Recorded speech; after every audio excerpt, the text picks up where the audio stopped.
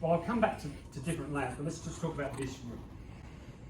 So I came into this room on Friday. Who set the room up, by the way? Who set the room up for me? I came into the room on Friday and I was very happy. I was very happy. Because the room allows me to work, and even though it's a big group, the room works, but I've got to also know how to work the room.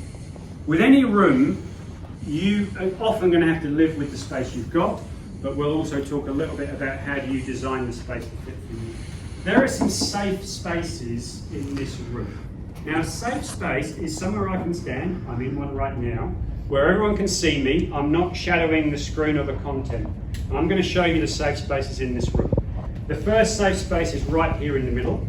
I could also, if I wanted to, go here, but I'm really favouring this group. I could go here, but I'm going to be blocking the screen for you. So the safest space for me at the front is right here. Now there's another safe space here, but I'm not going to spend too much time. This is a rotating space. Because if I'm here and I just talk this way for more than a few seconds, the rest of you are looking at my back. So this is a safe space, but this is more of a rotating space and I'm not going to spend too much time here.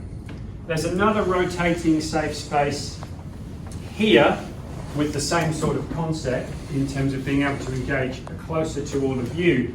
But then of course if I spend too much time here, you've got the same thing, you've got your back to me. So those are the three safe spaces in the middle. Now you've noticed perhaps that I've been using a couple of the spaces to the side as well. This is actually not a bad safe space. Here I can see all of you. Some of you have to twist a little bit, but this is not a bad space in terms of spending time here. So I've spent, you may have noticed, may not, I've spent quite a bit of time in this one, and occasionally I'll come over here and spend time in this one. Use the questions that people ask you as a way of moving between spaces. So you may have noticed that if I've got a question from over here, I'm going to come to my safe space and I'm going to answer the question from here, so I'm close to the person who is asking the question. Now it's very difficult to always do that, but use the spaces. So now you can see the X's on the floor. You can use these also as a way of taking a breath, but I want to get onto a couple of tips later on about pacing and movement, because if I paced between all of these continuously, you would start to get dizzy and a little bit lost. So spend time in a safe space. We'll talk about how we move between them.